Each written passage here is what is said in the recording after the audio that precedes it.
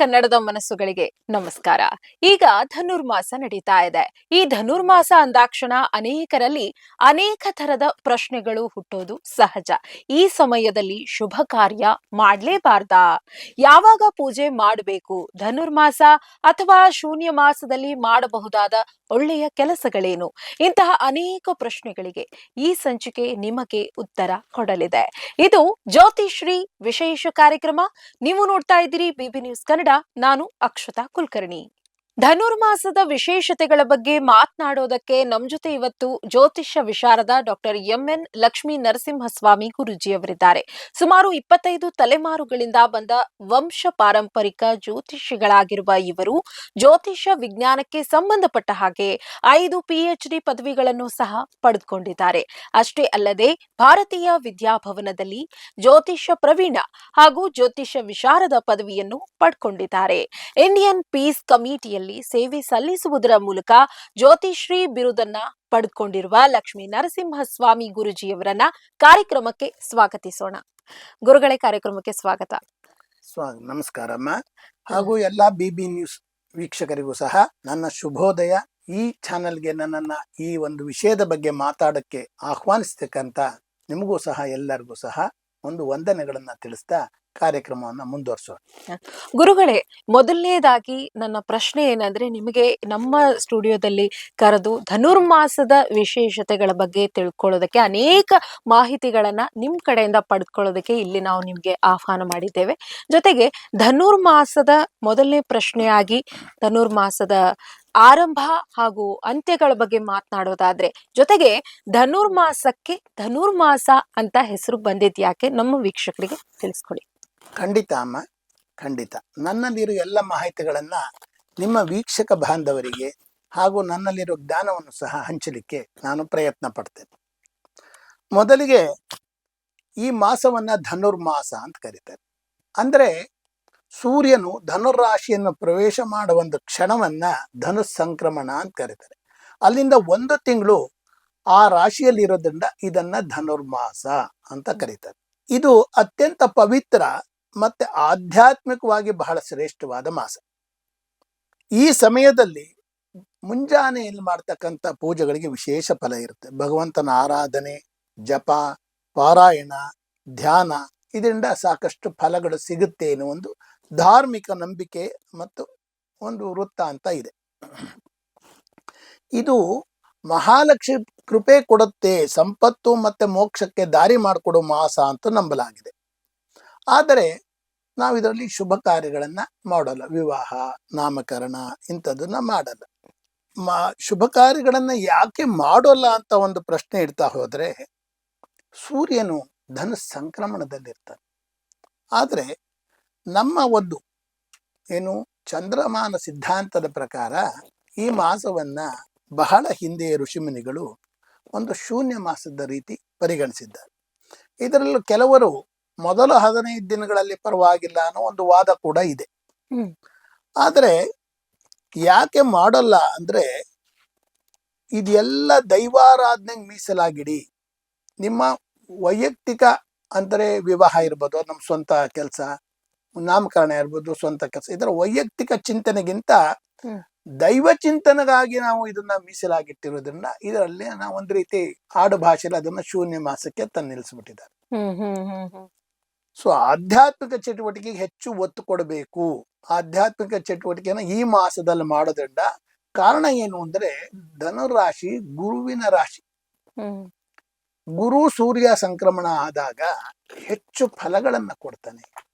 ಸೂರ್ಯ ನಮ್ಮ ತೇಜಸ್ಸು ಓಜಸ್ಸುಗಳನ್ನ ವೃದ್ಧಿ ಮಾಡೋದ್ರ ಜೊತೆಗೆ ಗುರು ಜ್ಞಾನ ವೃದ್ಧಿ ಮತ್ತೆ ನಮಗೆ ಬೇಕಾದ ಒಂದು ಪುಣ್ಯ ಮತ್ತೆ ಮೋಕ್ಷದಾರಕ್ಕೆ ಒಂದು ದಾರಿ ಆಗ್ತಾನೆ. ಹಾಗಾಗಿ ಈ ಮಾಸವನ್ನ ಅಶುಭ ಕಾರ್ಯ ಮಾಡೋಕೆ ಕೆಲವರು ಬಳಸ್ತಾರೆ. ಆದ್ರೆ ಶುಭವನ್ನ ಹೆಚ್ಚು ನಿಷೇಧ ಮಾಡಿದ್ದಾರೆ.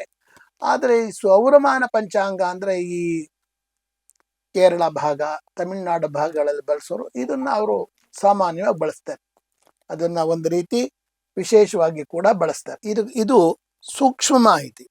ಹಾಗೆ ಈ ಧನುರ್ಮಾಸನ ಏನೇನು ಮಾಡಬಹುದು ಅಂದ್ರೆ, ಲಕ್ಷ್ಮಿ ಆರಾಧನೆ, ವಿಷ್ಣು ಆರಾಧನೆ, ಮಹಾಲಕ್ಷ್ಮಿ, ವಿಷ್ಣು ಪೂಜೆ, ಅದ್ರ ಗೋಪಿಕಾ ಪುರಾಣದ ಪ್ರಕಾರ ಒಂದ್ ಏನ್ ಹೇಳ್ತಾರೆ ಅಂದ್ರೆ, ಗೋಪಿಯರು ಶ್ರೀಕೃಷ್ಣನನ್ನ ಪಡೆಯಲು ಅಂದ್ರೆ ಶ್ರೀಕೃಷ್ಣನನ್ನ ಅವರ ವಶ ಮಾಡ್ಕೊಳ್ಳೋಕೋಸ್ಕರ ಈ ಮಾಸವನ್ನ ಬಳಸ್ಕೊಂಡಿದ್ದಾರೆ ಹ್ಮ್ ಹ್ಮ್ ಅಂತ ಹೇಳ್ತಾರೆ.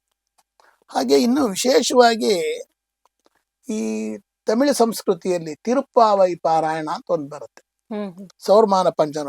ಅದು ತುಂಬಾ ಶ್ರೇಷ್ಠ ಈ ಕಾಲದಲ್ಲಿ ಮಾಡೋದು. ಸೂರ್ಯ ಉಚ್ಚಾಭಿಲಾಷಿಯಾಗ ಸಂದರ್ಭ. ಹ್ಮ್ ಇಲ್ಲಿಂದ ಮುಂದಕ್ಕೆ ಅವನು ಮಕರ ಮಾಸಕ್ಕೆ ಹೋದಾಗ ಅವನು ವೃದ್ಧಿ ಆಗ್ತಾ ಹೋಗ್ತಾನೆ ಅನ್ನೋ ಒಂದು ನಂಬಿಕೆ. ಹ್ಮ್ ಭಗವಂತನ ಆರಾಧನೆಗೋಸ್ಕರ ಈ ಮಾಸವನ್ನ ಮೀಸಲಿಡಿ ಅಂತ ಹೇಳೋದಕ್ಕೋಸ್ಕರ ಇದನ್ನ ಶೂನ್ಯ ಮಾಸ ಅನ್ನೋ ಒಂದು ಪರಿಗಣನೆಗೆ ತಂದ್ಬಿಟ್ಟಿದ್ದಾರೆ ಅಷ್ಟೇ. ಹ್ಮ್ ಹ್ಮ್ ಹ್ಮ್ ವೈಕುಂಠ ಪ್ರವೇಶ ಕೂಡ ಈ ಮಾಸದಲ್ಲಾಗುತ್ತೆ. ಹ್ಮ್ ವೈಕುಂಠ ಏಕಾದಶಿ ವೈಕುಂಠಕ್ಕೆ ದಾರಿ ಮಾಡಿಕೊಡುತ್ತೆ. ಅಂದ್ರೆ ವ್ಯಕ್ತಿ ಮೋಕ್ಷ ಆದನು ಸ್ವರ್ಗ ಸೇರ್ತಾನೆ ಅನ್ನೋದು ಒಂದು ನಂಬಿಕೆ. ಹಾಗಾಗಿ ಈ ವೈಕುಂಠ ಏಕಾದಶಿ ಕೂಡ ಈಗಲೇ ಬರೋದು. ಹ್ಮ್ ವೈಕುಂಠ ದ್ವಾರ ಓಪನ್ ಆಗೋದು ಈ ಮಾಸದಲ್ಲಿ.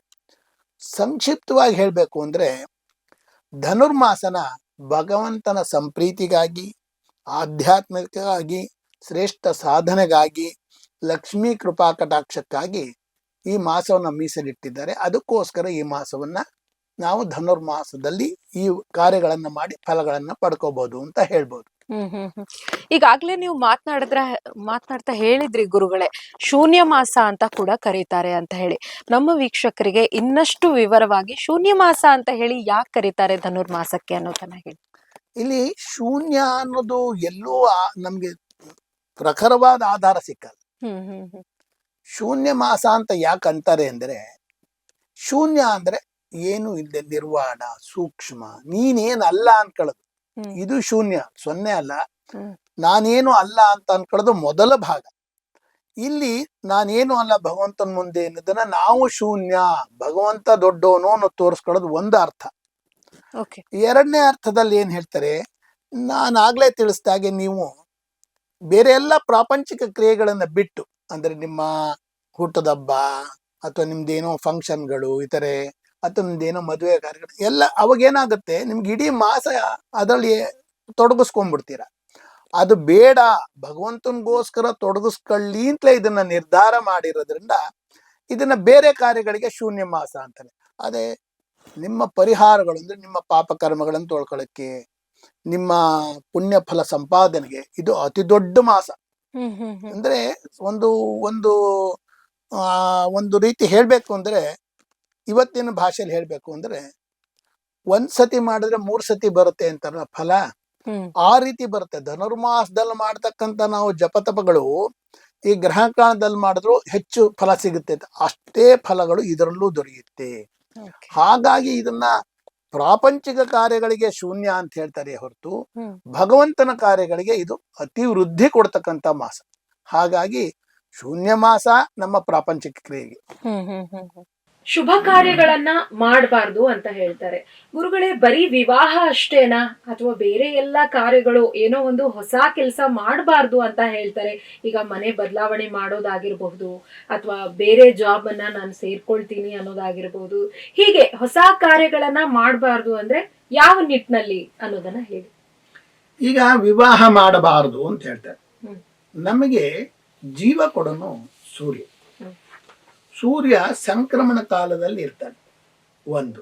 ಎರಡನೇದು, ಅವನಿಗೆ ನಿಜವಾಗಿ ಸಂಕ್ರಮಣ ಅಂದ್ರೆ ಉಚ್ಚಾಭಿಲಾಷಿ ಆಗೋದು ಮಕರ ರಾಶಿ ಪ್ರವೇಶ ಮಾಡಿದಾಗ, ಅಂದ್ರೆ ಮಕರ ಸಂಕ್ರಾಂತಿ ದಿನ. ಹ್ಮ್ ಅಲ್ಲಿವರೆಗೆ ಅವನು ವ್ಯಯಸ್ಥಾನ, ಆ ಸಂಕ್ರಮಣಕ್ಕೆ ವ್ಯಯಸ್ಥಾನದಲ್ಲಿರ್ತಾನೆ. ಏನು ಕಟಕ ಸಂಕ್ರಮಣದಿಂದ ಬರ್ತಾನೆ ಅದರ ಅಂತಿಮ ಹಂತದಲ್ಲಿ ಇರ್ತಾನೆ. ಹ್ಮ್ ಹ್ಮ್ ಹಾಗಾಗಿ ಎಲ್ಲ ಒಂದು ಭಾವನೆ ಮಾಡೋದೇನು, ಸೂರ್ಯನಲ್ಲಿ ಹೆಚ್ಚು ಶಕ್ತಿ ಇರಲ್ಲ. ಆಗ ಸೂರ್ಯ ನಮ್ಮ ಆತ್ಮಕಾರಕ. ಸೊ ಈಗ ಮಾಡ್ತಕ್ಕಂಥ ಕೆಲಸಗಳು ಸಹ ಆತ್ಮ ಅಂದ್ರೆ ನಮ್ಮ ಕೆಲಸಗಳು ವೃದ್ಧಿ ಆಗಲ್ಲ ಅನ್ನೋ ಒಂದು ನಂಬಿಕೆ ಬಂದಿರೋದ್ರಿಂದ ಇದರಲ್ಲಿ ವಿವಾಹ ಮಾಡಬೇಡಿ. ಯಾಕೆಂದ್ರೆ ಆ ಕಾರ್ಯದಲ್ಲಿ ವೃದ್ಧಿ ಬೇಕು. ನಾವು ಯಾವುದೇ ಒಂದು ಕಾರ್ಯ ಮಾಡಿದಾಗ ವೃದ್ಧಿ ಅಥವಾ ಉತ್ತಮ ಫಲವನ್ನ ಕಾಣಬೇಕು, ಅದು ಬರಲ್ಲ.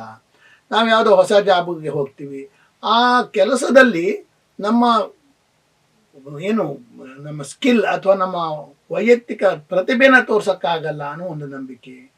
ಹಾಗೆ ಮನೆ ಬದಲಾವಣೆ ಮಾಡಿದಾಗ ಈ ಎಲ್ಲ ನಂಬಿಕೆಗಳು ಬಂದಾಗ, ಅಯ್ಯೋ ಅಲ್ಲಿಗೆ ಹೋದ್ರೆ ಈ ಧನುರ್ಮಾಸದಲ್ಲಿ ಏನೋ ಆಗೋಗುತ್ತೇನೋ ಒಂದು ಮನಸ್ಸಿನ ಭಾವನೆ ಇದು. ಹಾಗಾಗಿ ಈ ಶುಭಗಳಿಗೆಲ್ಲ ನಿಷೇಧ ಹೋಗಿದ್ರೆ ಮನೆ ಬದಲಾಯಿಸೋದು, ಕೆಲಸಕ್ಕೆ ಸೇರೋದು ಇವೆಲ್ಲ ಏನಿಲ್ಲ. ಇದು ಕಾಲಾನಂತರದಲ್ಲಿ ಒಂದೊಂದೇ ಸೇರ್ಕೊಂಡು ಬಂದಿರತಕ್ಕಂತ ಒಂದು ಸಂಪ್ರದಾಯ ಅಷ್ಟೇ. ಹಾಗಾಗಿ ಧನುರ್ಮಾಸ ಅಂದ ತಕ್ಷಣ ಅದನ್ನ ತೀರಾ ಬಿಟ್ಬಿಡುದು ಅಂತಲ್ಲ. ನಿಮ್ಮ ಅದನ್ನು ಇನ್ನೊಂದು ಭಾಗದಲ್ಲಿ ನೋಡಿ, ನಿಮ್ಮ ವೈಯಕ್ತಿಕ ಸಾಧನೆ, ಆಧ್ಯಾತ್ಮ ಚಿಂತನೆ, ಜಪತಪಗಳು, ದೈವಾರಾಧನೆಗೆ ಶ್ರೇಷ್ಠ ಮಾಸ ಅಂತ ಹೇಳಿದ್ದಾರೆ. ಅಂದ್ರೆ ಹೆಚ್ಚು ನೀವು ಹೊಸ ಹೊಸ ಜವಾಬ್ದಾರಿಗಳು ತಗೊಳ್ಳೋ ಬದಲು ಇರೋ ಜವಾಬ್ದಾರಿನ ಕಡಿಮೆ ಮಾಡಿಕೊಂಡು ಈ ದೈವಾಚರಣೆಯನ್ನ ಈ ತಿಂಗಳಲ್ಲಾರು ಮಾಡಿ ಅನ್ನೋ ಒಂದು ನಿಬಂಧನೆಗೋಸ್ಕರ ಅದನ್ನ ಇಟ್ಟಿದ್ದಾರೆ. ಧನುರ್ಮಾಸ ದೇವತೆಗಳಿಗೆ ಬ್ರಾಹ್ಮಿ ಮುಹೂರ್ತ ಇದ್ದಂತೆ ಅಂತ ಹೇಳಲಾಗತ್ತೆ. ಏನಿದರ ಅರ್ಥ? ಯಾಕೆ ಬ್ರಾಹ್ಮಿ ಮುಹೂರ್ತ ಅಂತ ಹೇಳಲಾಗತ್ತೆ ಗುರುಗಳೇ? ಮೊದಲಿಗೆ ಬ್ರಾಹ್ಮಿ ಮುಹೂರ್ತ ಅಂದ್ರೆ ಸರಿಸುಮಾರು ಬೆಳಗಿನ 3:30ಯಿಂದ 6:30 ತನಕ ಇದೆ. ಈ ಬ್ರಾಹ್ಮಿ ಮುಹೂರ್ತದಲ್ಲಿ ಸಲ್ಲಿಸ್ತಕ್ಕಂಥ ಪೂಜೆ, ಧ್ಯಾನ, ಜಪ ಅಥವಾ ನಿಮ್ಮ ಶ್ರದ್ಧೆಗಳು ದೇವರಿಗೆ ಇದು ಹೆಚ್ಚು ಫಲವನ್ನು ಕೊಡುವ ಕಾಲ. ವೈಜ್ಞಾನಿಕವಾಗಿ ನಾವು ಹೇಳ್ಬೋದು ಅಂದ್ರೆ, ಮಕ್ಕಳಿಗೆ ಹೇಳ್ತೀವಿ, ನೀವು ಜ್ಞಾಪಕ ಇರ್ಬೇಕಾದ್ರೆ ಬೆಳಗಾಯನ ಜಾವ ಎದ್ದು ಓದು ಅಂತ. ಯಾಕೆ ಅಂದ್ರೆ ನಮ್ಮ ಮೆದುಳು ಕೂಡ ರೆಸ್ಟ್ ಅಲ್ಲಿ ಇದ್ದು ಫ್ರೆಶ್ ಆಗಿ ಬರುತ್ತೆ. ಎರಡನೇ ಭಾಗದಲ್ಲಿ ಏನು ಅಂದ್ರೆ, ಈ ಹೊತ್ತನ್ನ ನಾವು ಸರಸ್ವತಿ ಕಾಲ ಅಂತ ಕರಿತೀವಿ. ಅಂದ್ರೆ ಸರಸ್ವತಿ ದೇವಿ ತನ್ನ ವರವನ್ನ ಕೊಡೋಕೆ ಸಂಚಾರ ಮಾಡ್ತಿರ್ತಾಳೆ ಅನ್ನೋ ಒಂದು ನಂಬಿಕೆ ಇದೆ. ಈ ಸರಸ್ವತಿ ಕಾಲದಲ್ಲಿ ನೀವು ಏನು ವಿದ್ಯಾರ್ಜನೆ, ಜ್ಞಾನಾರ್ಜನೆ, ಜಪಾರ್ಜನೆ, ತಪಾರ್ಜನೆ ಮಾಡಿದ್ರೆ ಅದು ಹೆಚ್ಚು ಫಲ ಕೊಡುತ್ತೆ. ಜೊತೆಗೆ ಆ ಮಂತ್ರಗಳು ಅಥವಾ ಆ ಒಂದು ಜಪಗಳು ನಿಮಗೆ ನೆನಪಿನಲ್ಲಿ ಹೆಚ್ಚು ಉಳಿಯುತ್ತೆ.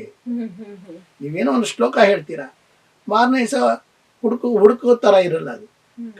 ನೀವು ಬೆಳಗಿನ ಜಾವ ಎದ್ದು ಹೇಳ್ತಾ ಇದ್ರೆ ಹೆಚ್ಚು ರಿಮೆಂಬರೆನ್ಸ್. ನೀವು ಇದನ್ನ ನಿಮ್ಮ ಜೀವನದಲ್ಲಿ ಕೂಡ ನೋಡ್ಬೋದು.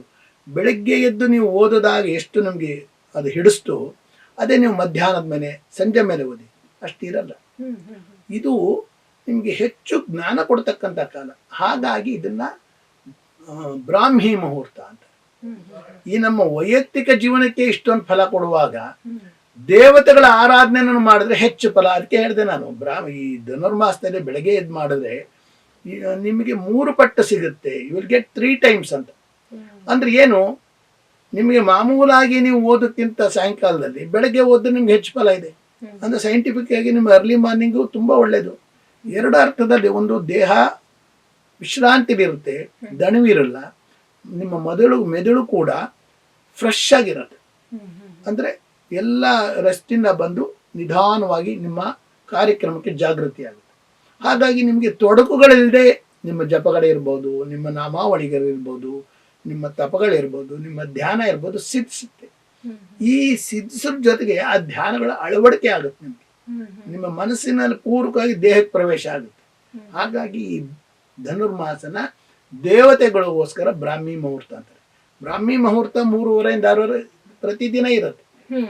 ಇದರಲ್ಲಿ ಈ ಧನುರ್ಮಾಸದಲ್ಲಿ ವಿಶೇಷತೆ ಕೂಡ ಬರುತ್ತೆ. ಹಾಗಾಗಿ ಇದನ್ನ ದೇವತೆಗಳಿಗೋಸ್ಕರ ಬ್ರಾಹ್ಮಿ ಮುಹೂರ್ತ ಪೂಜೆ ಮಾಡೋದು ಒಳ್ಳೇದು ಅಂತ ಹೇಳಿ ಒಂದು ಧಾರ್ಮಿಕ ಹಿನ್ನೆಲೆ.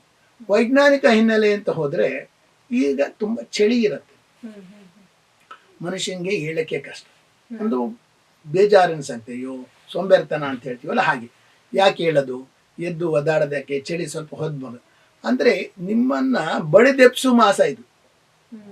ಸೋಂಬೇರಿತನವನ್ನ ಹೋಗಲಾಡಿಸ್ಕೊಳ್ಳಕ್ಕೆ ವೈಯಕ್ತಿಕವಾಗಿ ನಿಮ್ಮನ್ನ ನೀವು ಎಚ್ಚರಗೊಳ್ಳುವಂತ ಒಂದು ಮಾಸ. ನೀವು ಬೆಳಗ್ಗಿನ ಈ ಚಳಿಲಿ ನಿಮ್ಮ ದೇಹವನ್ನು ಚುರುಕು ಮಾಡಿಬಿಟ್ರೆ ಮುಂದಿನ ಕೆಲಸಗಳು ಚುರುಕಾಗಿ ಹೋಗುತ್ತವೆ. ಇದು ವೈಜ್ಞಾನಿಕ. ನಮ್ಮ ಎಲ್ಲ ಆಚಾರ ವಿಚಾರಗಳು, ಆಚರಣೆಗಳು, ಪೂಜೆಗಳು ವೈಜ್ಞಾನಿಕ ತಳಹದಿಯಲ್ಲೇ ಇದೆ. ನಾವು ಅದನ್ನ ಆಳಕ್ಕಿಳಿದ ಅರ್ಥ ಮಾಡ್ಕೋಬೇಕಷ್ಟೆ. ಹೀಗಾಗಿ ನಿಮ್ಗೆ ಏನಾಗುತ್ತೆ, ನೀವು 6:30 ಏನು ಸೋಂಬೇರಿತನ ಇರುತ್ತೆ, ನೀವು 3 ಗಂಟೆಗೆ ಎದ್ದು ಬಿಟ್ರೆ ಒಂದು ಅರ್ಧ ಗಂಟೆಯಲ್ಲಿ ಅದೆಲ್ಲ ಕಳೆದು ನೀವು ಚುರುಕಾಗ್ಬಿಡ್ತೀರ. ನಿಮ್ಮ ದೇಹ ಚಲನೆ, ನಿಮ್ಮ ಮೆದುಳು, ನಿಮ್ಮ ಮನಸ್ಸು ಎಲ್ಲ ಜಾಗೃತವಾಗ್ಬಿಡುತ್ತೆ. ಹಾಗಾಗಿ ಇದನ್ನ ಬ್ರಾಹ್ಮಿ ಮುಹೂರ್ತ, ನಿಮ್ಮ ಈ ವಾತಾವರಣಕ್ಕೆ ನಿಮ್ಮನ್ನ ಹೊಂದಿಸಕ್ಕೋಸ್ಕರ ಈ ರೀತಿ ಬೆಳಗಿನ ಜಾವದೊಂದು ಪೂಜೆ ಅಂತ ವಿಶೇಷತೆಯನ್ನ ನಾವು ಕಾಣ್ಬೋದು. ಗುರುಗಳೇ, ಈ ಧನುರ್ಮಾಸ ಅಂದ ತಕ್ಷಣ ಸೂರ್ಯೋದಯಕ್ಕಿಂತ ಮುಂಚಿತವಾಗಿ ಕೆಲವೊಂದಷ್ಟು ಪೂಜೆಗಳನ್ನ ಮಾಡ್ಲಾಗತ್ತೆ, ಮತ್ತೆ ಧನುರ್ಮಾಸದ ವಿಶೇಷ ಪೂಜೆಗಳನ್ನ ಮಾಡ್ಲಾಗತ್ತೆ. ಈ ಎರಡರ ವ್ಯತ್ಯಾಸ ಅಥವಾ ಇದರ ವಿಶೇಷತೆಗಳನ್ನ ಹೇಳೋದಾದ್ರೆ ಗುರುಗಳು? ಈ ಧನುರ್ಮಾಸದಲ್ಲಿ ಸೂರ್ಯೋದಯಕ್ಕೆ ಯಾಕೆ ಪೂಜೆ ಮಾಡ್ತಾರೆ ಅಥವಾ ಯಾಕೆ ಹೇಳ್ಬೇಕು, ಇವೆಲ್ಲ ಏನು ಅಂದ್ರೆ, ಸೂರ್ಯೋದಯಕ್ಕೆ ಮುಂಚೆ ಈ ಹಿಂದೆ ತಿಳಿಸಿದಾಗೆ ನಿಮ್ಮ ದೇಹವನ್ನ ಸಿದ್ಧಿಗೊಳಿಸು, ಸಿದ್ಧ ಮಾಡ್ಕೊಳ್ಳೋದು ಆ ಕಾರ್ಯಕ್ಕೆ, ಚುರುಕುತನವನ್ನ ತುಂಬೋದು, ಇವೆಲ್ಲ ಬರುತ್ತೆ. ವೈಜ್ಞಾನಿಕವಾಗಿ ಏನು ಅಂದ್ರೆ ನಿಮಗೆ ಈ ಬೆಳಗಿನ ಜಾವದಲ್ಲಿ ಓಜೋನ್ ಪದರಗಳು ತುಂಬಾ ಚೆನ್ನಾಗಿ ಸಿಗುತ್ತೆ. ಎರಡನೇ ಹಂತಕ್ಕೆ ಏನು ಅಂದ್ರೆ ಒಳ್ಳೆ ಆಮ್ಲಜನಕ ಸಿಗುತ್ತೆ ನಿಮಗೆ. ಅದಕ್ಕೆ ನೋಡಿ ಹೆಣ್ಮಕ್ಳು ಬೆಳಗಿನ ಜಾವದಲ್ಲಿ ಹೋಗಿ ಅರಳಿ ಮರ ಸುತ್ತದ್ದು. ಅರಳಿ ಮರ ಏನು ಅಂದ್ರೆ it's rich tank of oxygen, ಅತಿ ಹೆಚ್ಚು ಆಮ್ಲಜನಕವನ್ನು ಪ್ರಕೃತಿ ಕೊಡುತ್ತದೆ. ನಿಮ್ಮ ದೇಹಕ್ಕೆ ಉತ್ತಮವಾದ ಗಾಳಿ ದೊರಕಿದಾಗ, ಸೇವನೆ ಮಾಡಿದಾಗ ನಿಮ್ಮಲ್ಲಿರೋ ನೆಗೆಟಿವಿಟಿ ಆಚೆ ಹೊರಟೋಗುತ್ತೆ. ಅಂದರೆ ನಿಮ್ಮಲ್ಲಿರುವ ಬೇರೆ ವ್ಯತ್ಯಾಸದ ನಡೆನುಡಿಗಳು ಆಚೆ ಹೋಗುತ್ತೆ. ನಿಮ್ಮ ಮನಸ್ಸು ಒಂದು ಪರಿಪೂರ್ಣವಾಗಿ ಜಾಗೃತವಾಗುತ್ತೆ. ಹಾಗಾಗಿ ಏನಾಗುತ್ತೆ, ಈ ಒಂದು ಬೆಳಗಿನ ಜಾವದಲ್ಲಿ ದೊರೆತಕ್ಕಂಥ ಎಲ್ಲ ಅಂಶಗಳು ನಿಮಗೆ ದೊರೀಲಿ ಅನ್ನೋದಕ್ಕೋಸ್ಕರನೇ ಬೆಳಗಿನ ಜಾವ ಏಳಿ, ಬೆಳಗಿನ ಜಾವ ಪೂಜೆ ಮಾಡಿ, ಈ ಎಲ್ಲ ನಿಬಂಧನೆಗಳನ್ನ ಒಂದು ಆಚಾರ ವಿಚಾರವಾಗಿ ಅಳವಡಿಸ್ಕೊಂಡಿದ್ದಾರೆ. ಹಾಗಾಗಿ ಸಾಮಾನ್ಯವಾಗಿ ಬೆಳಗಿನ ಜಾವ ಮಾಡೋದೇ ಒಳ್ಳೇದು. ಕಡೆ ಪಕ್ಷ ಈ ಒಂದು ಮಾಸದಲ್ಲಾರು ಮಾಡಲಿ ಅಂತ ಒಂದು ನಿಬಂಧನೆ ನಿಟ್ಟಿದ್ದಾರೆ ಅಷ್ಟೇ. ಹಾಗಾಗಿ ನೀವು ಬೇರೆ ಮಾಸಗಳಿಗೂ ಇದಕ್ಕೂ ಏನು ವ್ಯತ್ಯಾಸ? ಬೇರೆ ಮಾಸಗಳಲ್ಲಿ ನಾವೆಲ್ಲ ಶುಭ ಕಾರ್ಯಗಳನ್ನು ಮಾಡ್ತೀವಿ, ಅವು ಪ್ರಾಪಂಚಿಕ ಜೀವನದ ಜೊತೆ ಹೆಚ್ಚು ನಾವು ಹೋಗ್ತಾ ಇರ್ತೀವಿ. ಇದರಲ್ಲಿ ಆಧ್ಯಾತ್ಮಿಕ ಜೀವನ ಅಥವಾ ದೈವ ಕಡೆ ಹೋಗ್ಲಿ ಅಂತಲೇ ಇದನ್ನ ಇಟ್ಟಿರೋದು. ಇಲ್ಲ ಹೇಳ್ತಾರೆ ನೋಡಿ, ವೈಕುಂಠ ಏಕಾದಶಿ ದಿವಸ ಆದಮೇಲೆ ಉತ್ತರಾಯಣದಲ್ಲಿ ಅಂದ್ರೆ ಈ ಮಕರ ಸಂಕ್ರಮಣದ ನಂತರ ಸತ್ತರೆ ಒಳ್ಳೆಯದು ಅನ್ನೋದೊಂದು ನಂಬಿಕೆ ಇದೆ ನಮಗೆ. ಏನು ಸ್ವರ್ಗದ ಬಾಗಿಲು ತೆಗ್ದಿರುತ್ತೆ, ವಿಷ್ಣು ಲೋಕಕ್ಕೆ ಪ್ರವೇಶ ಮಾಡ್ತೀವಿ, ಇದೆಲ್ಲ ನಿಜ, ಖಂಡಿತವಾಗಿ ನಿಜ. ಅವಾಗ ಕಾರ್ಯಕ್ರಮಗಳು ಅವ್ರಿಗೆ ಒಳ್ಳೇದಾಗುತ್ತೆ, ಮುಂದಿನ ಜೀವನ ಇರಲ್ಲ, ಇದೆಲ್ಲ ಅವರವರ ಧಾರ್ಮಿಕ ನಂಬಿಕೆಗೆ ಅನುಗುಣವಾಗಿ ಅದನ್ನು ಬಳಸ್ತಾರೆ. ಆದರೆ ವೈಜ್ಞಾನಿಕವಾಗಿ ನೀವು ಥಿಂಕ್ ಮಾಡಿ, ಈಗ 1 ಮಂತ್ ನಿಮಗೆ ಬಿಸಿಲು ಇರುತ್ತೆ, ಹಿಮ ಇರುತ್ತೆ, ಅದಕ್ಕೆ ಹಿಂದಕ್ಕೆ ಮಳೆಗಾಲ ಇರುತ್ತೆ, ಇವಾಗೆಲ್ಲ ಚಳಿ. ಒಬ್ಬ ವ್ಯಕ್ತಿ ಸತ್ತರೆ, ಇವಾಗೆಲ್ಲ ಕ್ರಿಮಿಟೋರಿಯಂ ಎಲ್ಲ ಇದೆ, ಅವಾಗೆಲ್ಲ ಸೌದೆಯಲ್ಲಿ ಸುಡೋರು. ಸತ್ತರೆ ಅವ್ನು ಸುಡಲಿಕ್ಕೆ ಸೌದೆ ಕೂಡ ಒಣಗಬೇಕು, ಇಮಿಡಿಯೇಟ್ ಆಗಿ ಅವ್ನು ಹಚ್ಚಿದ್ರೆ ಉರಿಬೇಕು. ಈ ವಾತಾವರಣದ ಮಳೆ ಅದರಿಂದ ಅರ್ಧ ಆರೋದ್ರೆ ನಮ್ಮಲ್ಲಿ ಅಪಶಕನಗಳು ಅಂತ ಭಾವಿಸ್ತಾರೆ. ಈ ವ್ಯಕ್ತಿಯ ದಹನಕ್ಕೂ ಅನುಕೂಲವಾಗಲಿ ಅಂತ ಉತ್ತರಾಯಣದಲ್ಲಿ ಸತ್ತರೆ ಒಳ್ಳೆಯದು. ಅದಕ್ಕೆ ಪೂರಕ ಏನು, ಹಿಂದೆ ವೈಕುಂಠ ಏಕಾದಶಿ ವೈಕುಂಠ ದ್ವಾರ ಓಪನ್ ಆಗಿರುತ್ತೆ, ಅಂದ್ರೆ ನಾರಾಯಣ ಸಾಹಿತ್ಯ, ನಾವು ವೈಕುಂಠಕ್ಕೆ ಹೋಗ್ಬಿಡ್ತೀವಿ. ಇದು ನಂಬಿಕೆ. ನಮ್ಮ ನಂಬಿಕೆಗಳ ತಳಹದಿ ಏನು ವೈಜ್ಞಾನ ಹೇಳಿಲ್ವೇ? ಸೌದೆ ಒಣಗಿರ್ಬೇಕು, ಹಚ್ಚಿದ್ರೆ ಪೂರ್ತಿ ಉರಿಬೇಕು, ಅದು ಅರ್ಧಂಬರ್ಧ ಆರೋಗಬಾರ್ದು, ಈ ಎಲ್ಲ ಇಟ್ಟಿದ್ದಾರೆ. ಅವಾಗೆಲ್ಲ ಪ್ರಕೃತಿ ಮಧ್ಯೆನೇ ಮಾಡ್ತಿದ್ ನಾವು ಇದೆಲ್ಲ. ಇವಾಗ ನಾವು ಕ್ರಿಮಿಟೋರಿಯಂಗಳು ಇಟ್ಕೊಂಡು ಅದ್ರಲ್ಲಿ ಮಾಡ್ತೀವಿ. ಪ್ರಕೃತಿಲಿ ನಮಗೆ ತೊಂದರೆ ಆಗಬಾರ್ದು ಅನ್ನೋ ಒಂದು ಹಿನ್ನೆಲೆಯಲ್ಲಿ ಇದನ್ನು ಹಾಗಿಟ್ಟಿದ್ದಾರೆ. ಈ ರೀತಿ ಎಲ್ಲ ಶುಭಕರ ಅಂದ್ರೆ ನಮ್ಮ ಸ್ವರ್ಗನೂ ಒಂದು ಶುಭ ಸಂಕೇತ. ಹಾಗಾಗಿ ಧರ್ಮ ಮಾಸದಲ್ಲಿ ಇವೆಲ್ಲ ಹೆಚ್ಚು ಇಲ್ಲಿಂದ ಮುಂದಕ್ಕೆ ಶುರುವಾಗುತ್ತೆ. ಹಾಗೆ ಶುಭ ಕಾರ್ಯಗಳು ಮಾಡಕ್ ನೋಡಿ, ಈಗ ನಿಮಗೆ ಮಳೆಗಾಲ ಇರಲ್ಲ, ಇಲ್ಲಿಂದ ನಿಮ್ಗೆ ಮಳೆಗಾಲ ಸಿಗ್ಬೇಕು ಅಂದ್ರೆ ವಸಂತ ಮಾಸಕ್ಕೆ ಹೋಗ್ಬೇಕು. ಆ ಮಧ್ಯದಲ್ಲಿ ನೀವು ಮದುವೆ ಮುಂಜಿ ಮಾಡಕ್ಕೆ ನಿಮ್ಗೆ ಅಡ್ಡಿ ಆತಂಕಗಳಿರಲ್ಲ. ನೀವು ಹಿಂದೆಲ್ಲ ನಡೆದು ಓಡಾಡೋರು, ಆವಾಗ ಮಳೆ ಅಡ್ಡಿ ಇರ್ತಿರ್ಲಿಲ್ಲ. ಯಾವುದೋ ಹಳ್ಳ ದಾಟಬೇಕು, ನದಿ ದಾಟಬೇಕು ಅಂದ್ರೆ ಅಂಥ ಪ್ರವಾಹಗಳಿಗಿರಲ್ಲ. ಹಾಗೆ ಪೂರಕವಾಗಿ ಅವ್ರು ಮಾಡ್ಬೇಕಾದ ದವಸ ಧಾನ್ಯ ತೆರಕು, ಪ್ರಕೃತಿಯಿಂದ ಯಾವುದೇ ಅಡ್ಡಿ ಇರಲ್ಲ. ಈ ಎಲ್ಲ ಇಟ್ಕೊಂಡೆ ಉತ್ತರಾಯಣ ಪುಣ್ಯ ಕಾಲವನ್ನ ಶುಭ ಕಾರ್ಯಗಳಿಗೋಸ್ಕರ ಮೀಸಲಾಗಿಡಿ ಅಂತ ಹೇಳಿದ. ಇದು ವೈಜ್ಞಾನಿಕ ಹಿನ್ನೆಲೆ. ಅದನ್ನ ನಾನು ಹೇಳಿದಲ್ಲ, ಪ್ರತಿ ಸಂದರ್ಭದಲ್ಲೂ ನಮ್ಮ ಪೂರ್ವಿಕರು ವೈಜ್ಞಾನಿಕವನ್ನ ತಳಹದಿಯಾಗಿ ಇಟ್ಕೊಂಡೆ ಅದ್ರ ಮೇಲೆ ಧಾರ್ಮಿಕ ಆಚರಣೆಗಳನ್ನ ರೂಪಿಸಿದೆ. ಈಗ ನಿಮಗೆ ಪೊಂಗಲ್ಗೆ ತುಪ್ಪ ಹಾಕ್ತಾರೆ, ಹೆಸರು ಬೇಳೆ ಹಾಕ್ತಾರೆ. ಇವೆಲ್ಲ ಯಾಕೆಂದ್ರೆ ನಿಮ್ಮ ಬಾಡಿ ಹೊಡಿತಾ ಇರುತ್ತೆ. ಈಗ ನಿಮ್ಮ ದೇಹಕ್ಕೆ ಜಿಡ್ಡಿನ ಅಂಶ ಹೆಚ್ಚಿಗೆ ಬೇಕಾಗುತ್ತೆ, ಇದನ್ನು ಸೇರಿಸಿದೆ. ನಂತರ ಅದ್ರ ಬಗ್ಗೆ ವಿಶೇಷವಾಗಿ ಮುಂದಕ್ಕೆ ಹೇಳ. ನೀವು ಅದೇ ಹೇಳಿರೋದ್ರಿಂದ ಈಗ ನಾನು ಅದೇ ಪ್ರಶ್ನೆ ಕೇಳ್ತೀನಿ ಗುರುಗಳೇ.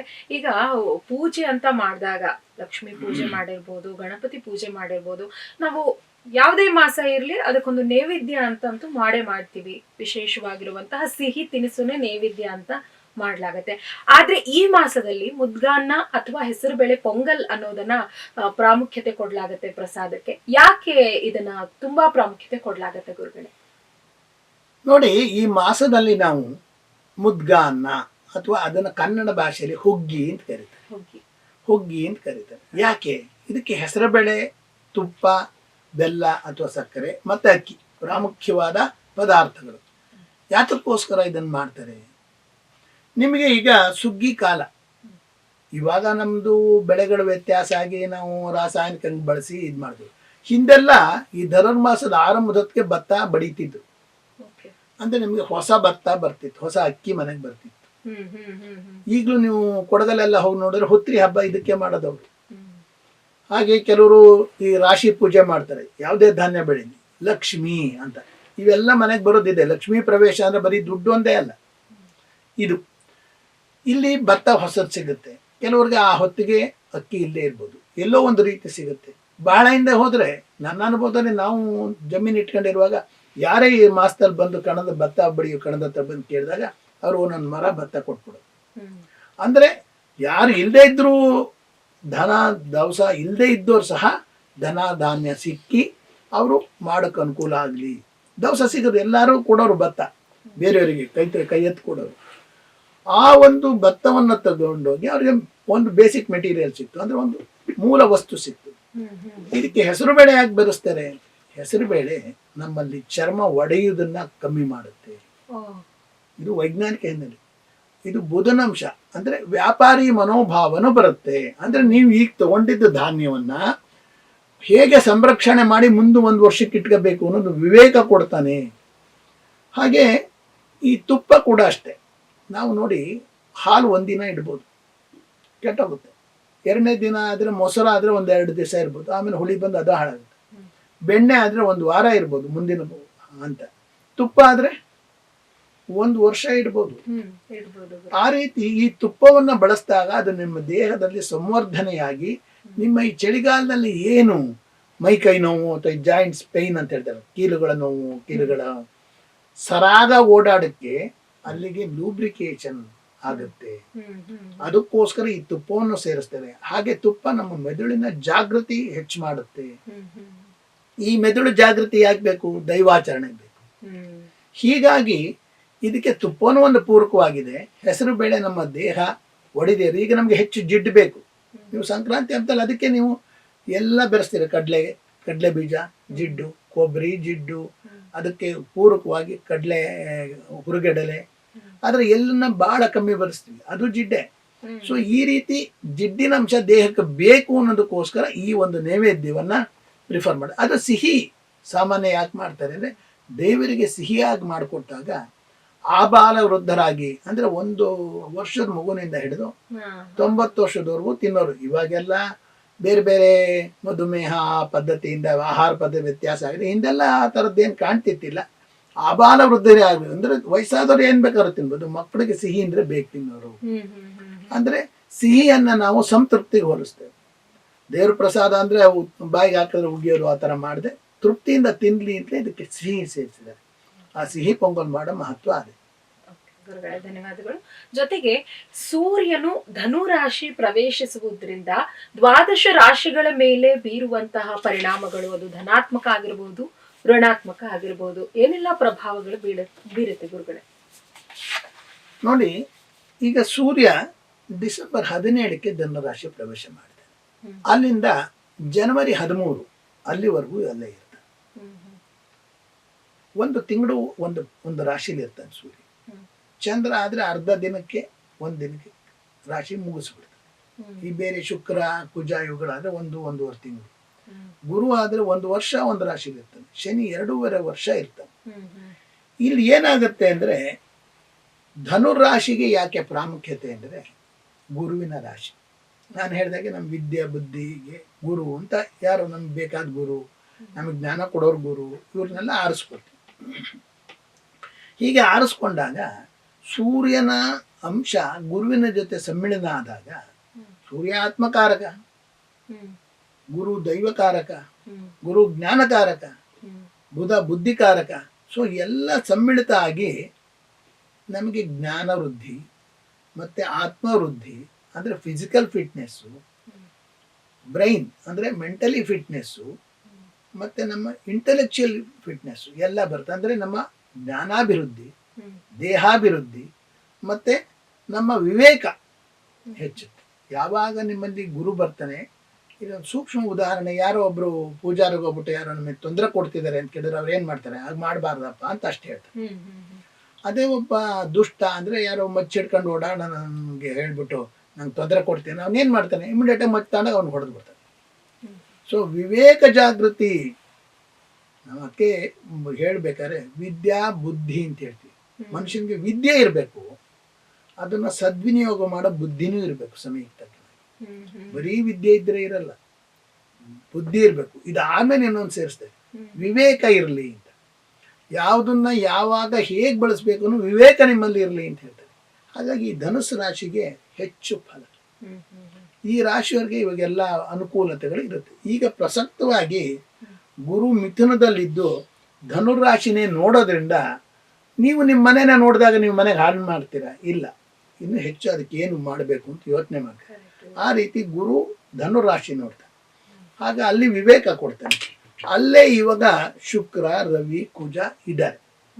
ಕುಜ ನಿಮ್ಗೆ ಎನರ್ಜಿ ಕೊಡ್ತಾನೆ, ಅಂದ್ರೆ ನಿಮ್ಮ ಶಕ್ತಿ ಸಾಮರ್ಥ್ಯ, ಮುನ್ನುಗ್ಗು ಶಕ್ತಿ ಕೊಡ್ತಾನೆ. ರವಿ ಆತ್ಮಕಾರಕ, ಅವನು ಆತ್ಮ ಅಭಿವೃದ್ಧಿ ಕೊಡ್ತಾನೆ. ಶುಕ್ರ ಧನಕಾರಕ, ಹಾಗೆ ಸಂಪತ್ಕಾರಕ. ಸೊ ಇವಿಷ್ಟು ಫಲಗಳು ಈ ಶುಕ್ರ, ರವಿ, ಕುಜ ಎಲ್ಲ ಇರೋದ್ರ ಧನುರಾಶಿಯವ್ರಿಗೆ ಒದಗುತ್ತೆ. ಇನ್ನು ವಿಶೇಷವಾಗಿ ಧನುರಾಶಿ ಫಸ್ಟ್ ಹೇಳಿದೆ, ಮೇಷರಾಶಿಯಿಂದ ಹೇಳ್ಕೊಂಬಂದ್ಬಿಡ್ತೀನಿ. ಯಾಕೆಂದ್ರೆ ಧನುರಾಶಿ, ಮೇಷರಾಶಿಗೆ ಏನಾಗುತ್ತೆ, ಗುರು ತೃತೀಯದಲ್ಲಿ ಅಂದ್ರೆ 3ನೇ ಮಂದಿದೆ, ಶನಿ ವ್ಯಯದಲ್ಲಿ ಇರ್ತಾನೆ, ಅಂದ್ರೆ ಹೌಸ್ ಆಫ್ ಲಾಸ್ ಅಂತ ಇವತ್ತು ಹೇಳ್ತೀವಿ. ಆದ್ರೆ ಸಾಡೆ ಸಾತಿ ಸಂದರ್ಭ ಇರುತ್ತೆ. ಆದ್ರೆ ರಾಹು 11ರಲ್ಲಿ ಇರ್ತಾನೆ. ಈ ಗುರು ತೃತೀಯದಲ್ಲಿದ್ದಾಗ ಏನಾಗುತ್ತೆ, ಗುರು ಹಿರಿಯರ ಒಳ್ಳೆಯತನ ನಿಮಗೆ ಸಿಗುತ್ತೆ, ಅವರು ಗೈಡೆನ್ಸ್ ಸಿಗುತ್ತೆ, ನಿಮಗೂ ಒಂದು ರೀತಿ ಪೂರಕವಾಗಿ ದೈವ ಭಾವನೆ ಬರುತ್ತೆ. 2ನೇ ಮನೆ ಶುಕ್ರ ನಿಮಗೆ 9ನೇ ಮನೆಯಲ್ಲಿ ಭಾಗ್ಯಸ್ಥಾನದಲ್ಲಿದ್ದಾಗ ಧನಾಭಿವೃದ್ಧಿ ಆಗುತ್ತೆ, ಅಥವಾ ನಿಮ್ಮ ಸಂಗಾತಿಗೆ ಸ್ವಲ್ಪ ಅಭಿವೃದ್ಧಿಗಳಾಗುತ್ತೆ. ಲಗ್ನಾತ್ 10ನೇ ಮನೆಯಲ್ಲಿ ಚಂದ್ರ ಇರೋದ್ರಿಂದ ತಾಯಿ ಸೌಕರ್ಯಗಳು ಹೆಚ್ಚಾಗುತ್ತೆ, ತಾಯಿಯ ಅನಾರೋಗ್ಯ ಇದ್ರೆ ಸುಧಾರಿಸುತ್ತೆ, ಮತ್ತೆ ಜಮೀನು ವ್ಯವಹಾರ ಮಾಡೋರ್ಗೆ ಅನುಕೂಲ ಆಗುತ್ತೆ. ಈ ಡೈರಿ ಫಾರ್ಮ್ ಮಾಡ್ತಾರಲ್ಲ, ಅಂದ್ರೆ ಪಶುಸಂಗೋಪನೆ ಮಾಡೋರ್ಗೆ ಅಭಿವೃದ್ಧಿ ಆಗುತ್ತೆ. ಈ ರೀತಿ ಇರುತ್ತೆ. ಹಾಗೆ ಮಿಥುನ ರಾಶಿಯವ್ರಿಗೆ ಸ್ವಂತ ಗುರು ಅಲ್ಲೇ ಕೂತಿರೋದ್ರಿಂದ ಇದೊಂದು ಒಂದು ಸೂಕ್ತಿನಿದೆ, ಜನ್ಮ ರಾಶಿ ನಡೋ ದುಃಖ. ಮತ್ತೆ ಜನ್ಮಕ್ಕೆ ಗುರು ಬಂದ್ಬಿಟ್ರೆ ಸ್ವಲ್ಪ ದುಃಖಕಾರಕ ಅಂತ ಹೇಳ್ತಾರೆ. ಆದ್ರೆ ಮಿಥುನದಲ್ಲಿ ಗುರು ಇದ್ದಾನೆ, ನಾನು ಹೇಳಿದ್ನಲ್ಲ ಆಗ್ಲೇ, ದುಃಖ ಇರ್ಬೋದು, ಆದರೆ ಅದನ್ನ ಮೀರಿ ಬರೋ ಶಕ್ತಿನೂ ಗುರು ಕೊಡ್ತಾನೆ. ಕಷ್ಟ ಬಂದ್ರೆ ಅದನ್ನ ಎದುರಿಸೋ ಶಕ್ತಿ ಬೇಕು ನಮ್ಗೆ, ಅದನ್ನು ಕೂಡ ಗುರು ಕೊಡ್ತಾನೆ. ಹಾಗೆ ಅಲ್ಲಿಂದ ಸಪ್ತಮ ಅಂದ್ರೆ ಅವನ ಸಂಗಾತಿ ಮನೆ ನೋಡಿದ್ರೆ ಶುಕ್ರ, ರವಿ, ಕುಜ ಇದೆ. ಶುಕ್ರನಿಂದ ಸಂಗಾತಿಯಿಂದ ಧನ ಸಹಾಯ ಆಗುತ್ತೆ, ರವಿಯಿಂದ ಸಂಗಾತಿ ಕಡೆ ಹಿರಿಯರು ನಿಮಗೆ ಸಪೋರ್ಟಿವ್ ಆಗಿ ಬರ್ತಾರೆ, ಕುಜ ಅಂದ್ರೆ ಬಂಧು ಬಾಂಧವರು ನಿಮಗೆ ಒಡನಾಟ ಕೊಡ್ತಾರೆ. ಈ ರೀತಿ ಮಿಥುನ ರಾಶಿಯವರಿಗೆ ಅನುಕೂಲ ಆಗುತ್ತೆ. ಇನ್ನು ಕಟಕ ರಾಶಿಯವರಿಗೆ ಬಂದ್ರೆ ರಾಶ್ಯಾಧಿಪತಿ ಸಪ್ತಮದಲ್ಲಿದೆ, ಅಂದರೆ ಮಕರ ರಾಶಿಲಿದೆ. ಗುರು ವ್ಯಯಕ್ಕೆ ಹೋಗ್ತಾನೆ, ಅಂದ್ರೆ ಸ್ವಲ್ಪ ನಿಮಗೆ ದೈವತ್ವ ಜ್ಞಾನ ಕಮ್ಮಿ ಆದ್ರೂ ಚಂದ್ರನ ಮೂಲಕ ತಾಯಿ ಗೈಡೆನ್ಸ್ ಇಂದ ನೀವು ಆ ಮಾರ್ಗಕ್ಕೆ ಹೋಗ್ತೀರಿ. 2ನೇ ಸಂದರ್ಭಕ್ಕೆ ಡೈರಿ ಫಾರ್ಮ್ ಅಥವಾ ಪಶುಸಂಗೋಪನೆ ಮಾಡೋದು ಅತಿವೃದ್ಧಿ. ಇನ್ನೊಂದು ಯುವಜನತೆಗೆ ಏನು ಅಂದ್ರೆ, ಯಾರು ಈ ಪ್ರೇಮಾಂಕುರದಲ್ಲಿ ಇರ್ತಾರೆ ಅದು ಸಿದ್ಧಿಸ್ಬಿಡುತ್ತೆ, ಅದು ಸಿದ್ಧಿಸ್ಬಿಡುತ್ತೆ, ಅಥವಾ ಆಕಸ್ಮಿಕವಾಗಿ ಈ ಪ್ರೇಮಗಳಲ್ಲಿ ಬೀಳ್ಬೋದು. ಇದಕ್ಕೆ ಹಿರಿಯರ ಒಪ್ಪಿಗೆ ಸಿಕ್ಬಿಡುತ್ತೆ. ಯಾಕೆಂದ್ರೆ ಇವರ ಶಯನ ಸ್ಥಾನಕ್ಕೆ ಹಿರಿಯರು ಬಂದಿರೋದ್ರಿಂದ ಈ ಒಂದು ಕಾರ್ಯಕ್ಕೆ ಅವರು ಒಪ್ಪಿಗೆ ಸಿಕ್ಬಿಡುತ್ತೆ. ಹಾಗೆ 2ನೇ ಮನೆಯಲ್ಲಿ ಕೇತು ಅಂದ್ರೆ ಅತಿಯಾಗಿ ದುಡ್ಡು ಬೇಕು ಅನ್ನೋ ಮನೋಭಾವ ಇಲ್ಲ, ಒಂದು ರೀತಿ ಸಂತೃಪ್ತಿಲಿ ಇರುತ್ತೆ. ಅವರು ದೈವ ಕಾರ್ಯಗಳಿಗಾಗಿ ಹಣ ಖರ್ಚಾಗುತ್ತೆ. 6ನೇ ಮನೆಯಲ್ಲಿ ಶುಕ್ರ ಇರೋದ್ರಿಂದ ಇವರು ಸ್ವಲ್ಪ ಎಚ್ಚರವಾಗಿರ್ಬೇಕು. ಏನು ಎಚ್ಚರವಾಗಿರ್ಬೇಕು? ಯೂರಿನರಿ ಇನ್ಫೆಕ್ಷನ್ಸು, ಅಥವಾ ಹೆಂಗಸರ ಈ ಸ್ವಂತ ಅಂಗಗಳ ಬಗ್ಗೆ ಸ್ವಲ್ಪ ಎಚ್ಚರ ಇರಬೇಕು. ಗುಪ್ತಾಂಗ ಕಾಯಿಲೆಗಳು ಬರಬಹುದು, ಇದಿರುತ್ತೆ. ಅಥವಾ ಕೆಲವ್ರಿಗೆ ತಲೆಗೆ ಸಂಬಂಧಪಟ್ಟ ಕಾಯಿಲೆ, ತಲೆನೋವು, ಕಣ್ಣೋವು, ಇದು ಬರಬಹುದು. ಕುಜ ಇರೋದ್ರಿಂದ ಕೆಲವ್ರಿಗೆ ಆಪರೇಷನ್ ಆಗೋ ಹಂತ ಬರಬಹುದು. ಆದರೆ ಚಂದ್ರ ನೋಡೋದ್ರಿಂದ ಔಷಧೋಪಚಾರದಲ್ಲೇ ಪರಿಹಾರ ಆಗುತ್ತೆ ಅಂತ ಹೇಳ್ಬೋದು. ಸಿಂಹರಾಶಿಯವರಿಗೆ ಮೋಕ್ಷಕಾರಕ ಸಿಂಹರಾಶಿಲೇ ಇರೋದ್ರಿಂದ ಅವರಿಗೆ ಒಂದು ರೀತಿ ಪ್ರಾಪಂಚಿಕ ಪ್ರಜ್ಞೆಯಿಂದ ಆಧ್ಯಾತ್ಮಿಕ ಕಡೆಗೆ ಹೋಗ್ತಾರೆ. ಹೆಚ್ಚು ಧರ್ಮ ದೈವ ವಿದ್ಯೆ ಕಲಿಯುವ ಅವಕಾಶ ಸಿಗುತ್ತೆ. ಜೊತೆಗೆ 5ನೇ ಮನೆಯಲ್ಲಿ ಶುಕ್ರ ರವಿ ಕುಜ ಇರೋದ್ರಿಂದ ಅವರಿಗೆ ಅದಕ್ಕೆ ಬೇಕಾದ ಅನುಕೂಲಗಳು, ಹಣ, ವ್ಯವಸ್ಥೆ ಅಥವಾ ಇನ್ಯಾರ್ದು ಮಾರ್ಗದರ್ಶನ ಇದೆಲ್ಲ ದೊರೆಯುತ್ತೆ. 4ನೇ ಮನೆ ಬುಧ ಇರೋದ್ರಿಂದ ವ್ಯಾಪಾರ ವ್ಯವಹಾರಗಳಲ್ಲಿ ಅತಿ ಚತುರತೆ ಬರುತ್ತೆ. ಸೊ ಏನೋ ಲಾಸ್ ಆಗಿರುತ್ತೆ, ಅದನ್ನ ಹೆಂಗೆ ರೀಗೈನ್ ಮಾಡೋದು, ಇವೆಲ್ಲ ಅತಿ ಚತುರತೆ ಅಂತ ಹೇಳ್ತೀನಿ ನಾನು. ಚತುರತೆ ಬೇರೆ, ಅತಿಯಾಗಿ ಆ ಬಗ್ಗೆ ಜ್ಞಾನ ಒದಗುತ್ತೆ. ಹಾಗೆ ಸಪ್ತಮಾಧಿಪತಿ ರಾಹು ಇರೋದ್ರಿಂದ ವಿದೇಶದಲ್ಲಿರೋರಿಗೆ ಆಸ್ತಿ ಪಾಸ್ತಿ ಮಾಡ್ಕೊಳ್ಳೋ ಅವಕಾಶ ಇರುತ್ತೆ. ವಿದೇಶಿ ವ್ಯವಹಾರಗಳಲ್ಲಿ ಅಭಿವೃದ್ಧಿ ಇರುತ್ತೆ. ಕೆಲವರಿಗೆ ಇಂಪೋರ್ಟ್ ಎಕ್ಸ್ಪೋರ್ಟ್ ಮಾಡೋಕ್ಕೆ ಅವಕಾಶಗಳು ದೊರೆಯುತ್ತೆ. ನಂತರ ಕನ್ಯಾ ರಾಶಿ ಬಗ್ಗೆ ನೋಡೋದಾದ್ರೆ ರಾಶ್ಯಾಧಿಪತಿ ಬುಧ ತೃತೀಯದಲ್ಲಿದೆ. ಅಂದ್ರೆ ಸ್ಪೀಡಿ ಆಕ್ಟಿವಿಟಿ, ಚುರುಕಾಗಿ ಕೆಲಸ ಮಾಡ್ತೀರಾ. ಕೆಲಸ ಮಾಡೋಕ್ ಮುಂಚೆ ಈ ಕೆಲಸದಲ್ಲಿ ನನಗೇನು ಲಾಭ ಅನ್ನೋದನ್ನ ಚೆನ್ನಾಗಿ ವಿವೇಚನೆ ಮಾಡ್ತಾರೆ. ಆ ಒಂದು ಶಕ್ತಿ ಬರುತ್ತೆ. 4ನೇ ಮನೆಯಲ್ಲಿ ಶುಕ್ರ ರವಿ ಕುಜ ಇರೋದ್ರಿಂದ ಸ್ವಂತ ಆಸ್ತಿ ಮಾಡ್ಕೋಬಹುದು, ಸ್ಥಿರ ಆಸ್ತಿ, ಸೈಟ್ ತಗೋಬಹುದು, ಅಥವಾ ಮನೆ ಕಟ್ಟಕ್ಕೆ ಪೂರಕವಾದ ಹಣದ ಮಾರ್ಗಗಳ ಗೋಚರಿಸುತ್ತೆ, ಅದಕ್ಕೊಂದು ಸಿಗತ್ತೆ. 5ನೇ ಮನೆ ಚಂದ್ರದಿಂದ ವಿದ್ಯಾಭ್ಯಾಸ, ಅದರಲ್ಲೂ ಹೆಣ್ಮಕ್ಳಿಗೆ ಒಳ್ಳೆ ರೀತಿ ವಿದ್ಯಾಭ್ಯಾಸಗಳಾಗುತ್ತೆ, ಒಳ್ಳೆ ರೀತಿ ವಿದ್ಯೆದಲ್ಲಿ ಅಭಿವೃದ್ಧಿ ಹೊಂದುತ್ತದೆ. ಹಾಗೆ ತಾಯಿ ಆಶೀರ್ವಾದ ತುಂಬಾ ಚೆನ್ನಾಗಿರುತ್ತೆ, ತಾಯಿ ಸಪೋರ್ಟ್ ಅಂತೇಳಿ. ಇವಾಗ ಆಶೀರ್ವಾದ ಅಂದ್ರೆ ಎಷ್ಟು ಜನಕ್ಕೆ ಅಕ್ಸೆಪ್ಟ್ ಆಗುತ್ತೋ ಇಲ್ಲೋ ಗೊತ್ತಿಲ್ಲ, ಸಪೋರ್ಟ್ ಅಂತ ಹೇಳ್ಬಿಟ್ರೆ ಜನ ಒಪ್ಕೊಂಡ್ಬಿಡ್ತಾರೆ. ತಾಯಿ ಪೂರಕವಾಗಿ ಇವ್ರಿಗಿರುತ್ತೆ. 7ನೇ ಮನೆ ಶನಿ ಇರೋದ್ರಿಂದ ಸಂಗಾತಿ ಅಂದ್ರೆ ಮದುವೆ ವಿಳಂಬ ಆಗ್ಬೋದು, ಅಥವಾ ಸಂಗಾತಿ ಇವ್ರ ಪರವಾಗಿ ಮಾತಾಡದೇ ಇರ್ಬೋದು, ಅವರು ಇವರು ಚುರುಕಾಗಿ ಮಾಡ್ತಾರೆ, ಅವ್ರು ನಿಧಾನಕ್ಕೆ ಮಾಡ್ಬೋದು. ಸೊ ಈ ರೀತಿ ಸಣ್ಣ ಪುಟ್ಟ ವ್ಯತ್ಯಾಸಗಳಿರುತ್ತೆ. ಹಾಗಾಗಿ ಅದಕ್ಕಿಂತ ಏನು ಹೆಚ್ಚಿನ ವ್ಯತ್ಯಾಸ ಇರಲಿಲ್ಲ.